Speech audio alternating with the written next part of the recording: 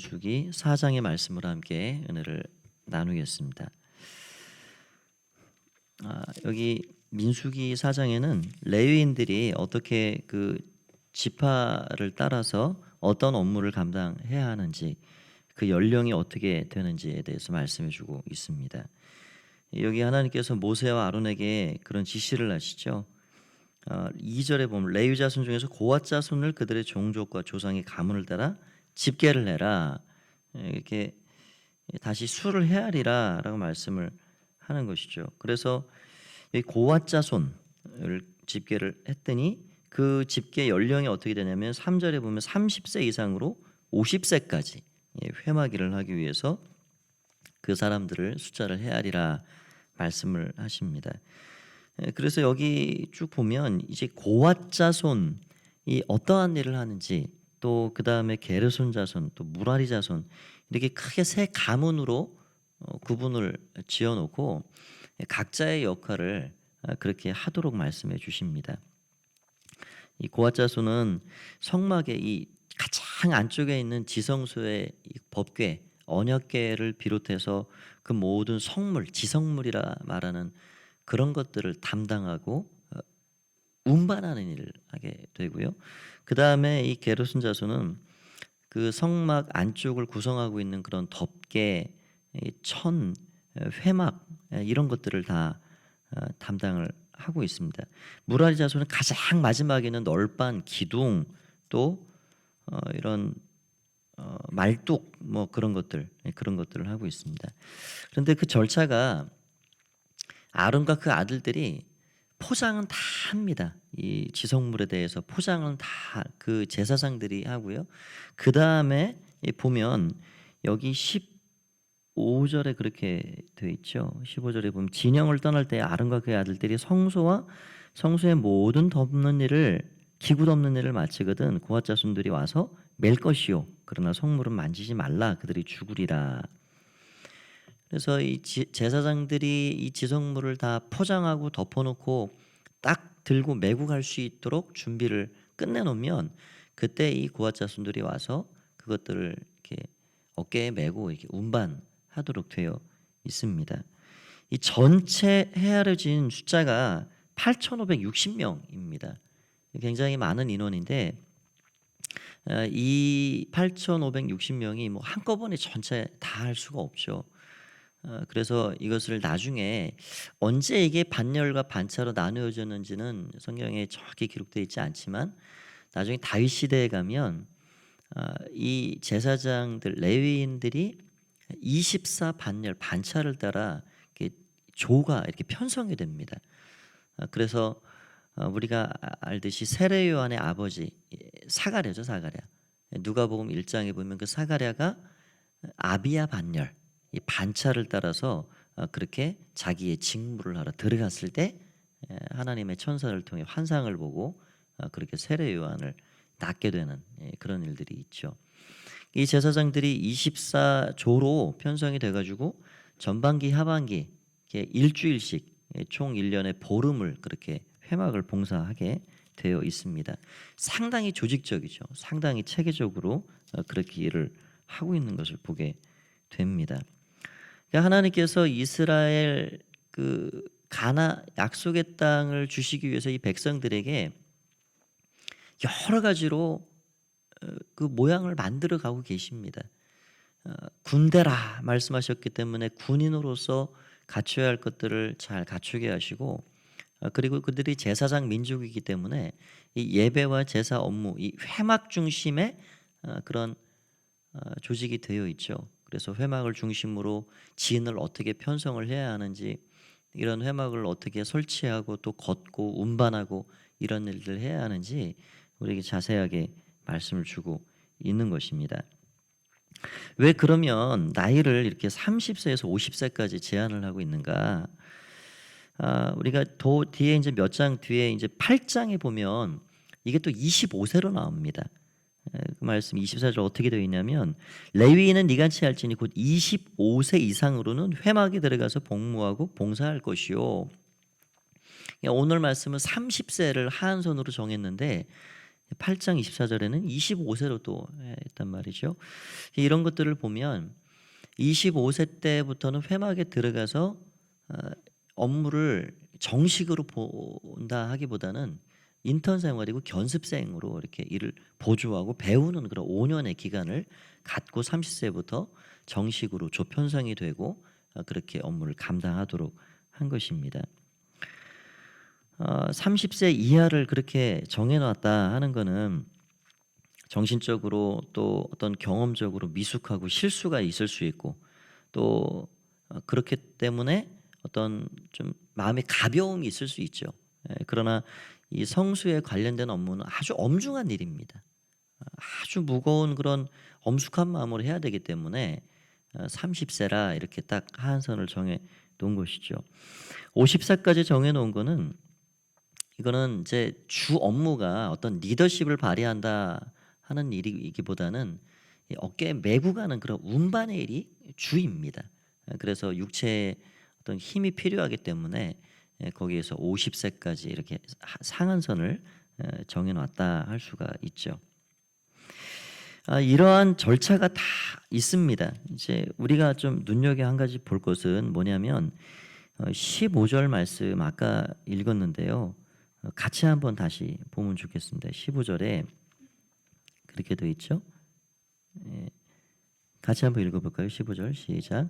진영을 떠날 때에 아론과 그의 아들들이 성소와 성소의 모든 기구 없는 일을 마치거든 고아 자손들이 와서 맬 것이니라. 그러나 성물은 만지지 말라. 그들이 죽으리라. 회막 물건 중에서 이것들은 고아 자손이 맬 것이며, 지금 이 성막과 이 회막 전체 안에 있는 성물들은 오늘 말씀에 분명히 주님이 말씀해 주셨죠. 매라. 이거는 매는 것이다. 잘 매고 운반하도록 그렇게 규정이 되어 있습니다. 그런데 이 규정을 어긴 사건이 등장을 합니다. 사무엘하 6장에 보면은 다윗이 통일왕국의 두 번째 왕으로 딱 12지파의 왕으로 등극하고 나서 첫 번째 국책 사업을 아주 거창하게 정말 심려를 기울여 한 것이 뭐냐면 언약궤를 바알레 유다라는 곳에서 예루살렘 다윗성으로 옮기는 일이었습니다. 그런데 그 사무엘하 6장을 보면 그 조직이 얼마나 어마어마했는지 사람들 지도자들을 3만 명을 뽑아서 배치를 했고요. 이 왕실의 모든 사람을 다 동원을 했고요. 수많은 악사를 통해서 모든 악기, 하나님 찬양할 수 있다 하는 악기들은 전체를 동원을 했고요. 뭐 어마어마한 조직으로 그렇게 이 사람들을 꾸려가지고 그렇게 이 언약궤 하나 나르는 일을 심려를 기울입니다. 그런데 제일 그가 신경을 쓴 거는 언약궤를 담아서 옮길 만한 새 수레입니다. 이 새 수레를 딱 준비를 해가지고 그렇게 옮기게 됐는데 이 나곤의 타작마당쯤 이르러서 그 무슨 일이 생겼냐면 이 소들이 들뜨기 시작했고 결국 이 소가 막 난리를 치니까 그 수레가 이제 휘청휘청거리면서 언약궤가 이렇게 떨어질 쯤 됐으니까 그때 웃사라는 사람이 그 수레를 못 떨어지게 딱 잡았는데 굿사가 거기서 즉사를 하고 말았습니다. 그래서 다윗이 여호와의 궤가 어찌 내게 오리요 하고 뭐 심려를 기울여 국책 사업으로 진행한 이게 이 사람이 거기서 죽어버리니까 거기서 중단을 시켰습니다. 나 같은 주인이 어떻게 이 여호와의 언약궤를 모시리요? 굉장히 두려움이 크게 엄습을 한 거죠. 그래서 오베데돔이라는 집으로 이제 임시 거처로 그렇게 언약궤를 모셔 가게 된 거죠. 그리고 다윗이 연구를 많이 했습니다. 이게 도대체 문제가 뭐냐? 왜 하나님께서 우리에게 이런 베레스 우사 아주 이런 슬픈 일을 우리에게 주셨냐? 뭐냐 이게 문제가? 그래서 연구를 다시 진행해서 2차로 이제 잘 진행을 했습니다. 이런 거를 보면 우리가 뭘 알게 되냐면 하나님께서 이 모세오경 특별히 레위기 이런 민수기 신명기를 통해서 우리에게 율법을 주고 계신데 아무리 천하의 믿음의 사람 다윗이 이 왕으로 등극한 그 이스라엘 나라였지만 하나님의 말씀에 어떤 그 백성들 사이에 이 말씀의 기준, 말씀이 그 삶에 얼마나 적용되어 있느냐, 알고 있느냐 하는 것의 어떤 수준을 알 수가 있는데 모르고 있는 거예요, 모르고. 이 다윗 주변에 얼마나 많은 제사장들이 또 그를 이렇게 책사로 이렇게 도와줄 수 있는 사람들이 포진이 되어 있을까요? 그러니까 어떠한 제사장도 율법학자도 서기관도 이 민수기 오늘 읽은 이 4장의 15절 말씀을 잘 알지 못하고 있는 겁니다. 이 성물이라는 거는 수레에 싣고 다니는 게 아닙니다. 어깨로 매게 돼 있어요. 그러니까 우리가 다 생각할 게 뭐냐면 우리의 인생에 열심이 중요하냐, 속도가 중요하냐, 다 그거 우리가 잊지 않고 살아가야 되죠. 열심보다 중요한 거는 목적이고요. 내가 무엇을 위해 하느냐. 속도보다 중요한 거는 방향입니다.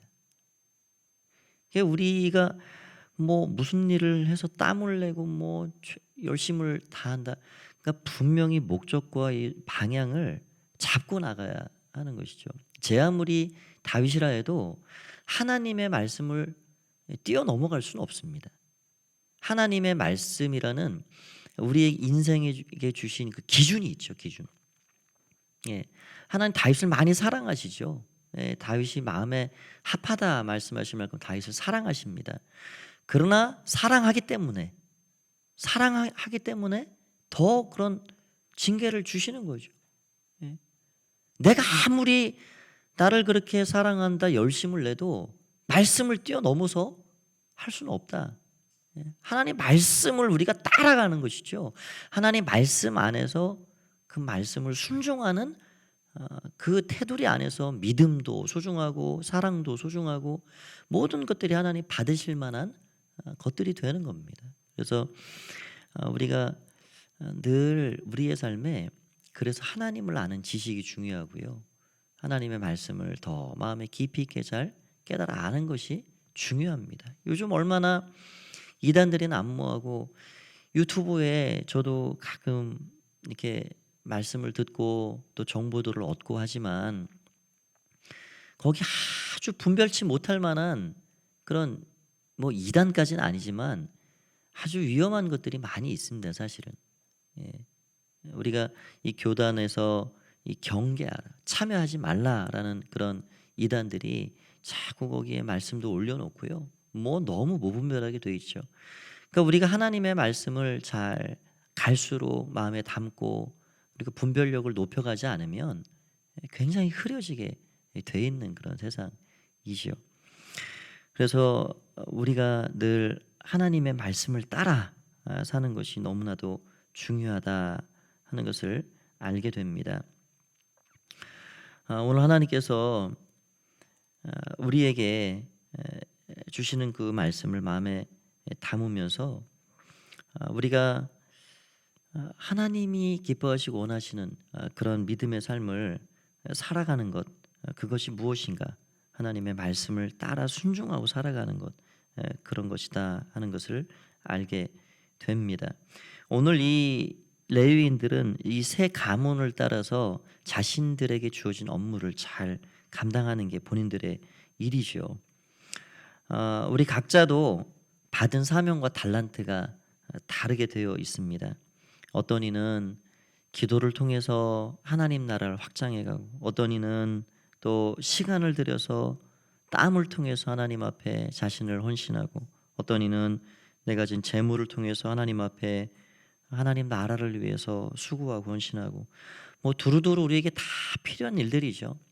그러나 이 세 가문이 자신들이 받은 그 고유의 업무는 자신들이 잘하면 됩니다. 뭐 다른 지파 사람들이 뭐 그거는 그렇게 하는 게 아니다 하고 그렇게 뭐 할 이유도 없고요. 자신들이 맡은 일을 자신들이 잘해가면 이 성막의 이런 모든 운반의 이런 일들은 잘 되게 돼 있습니다.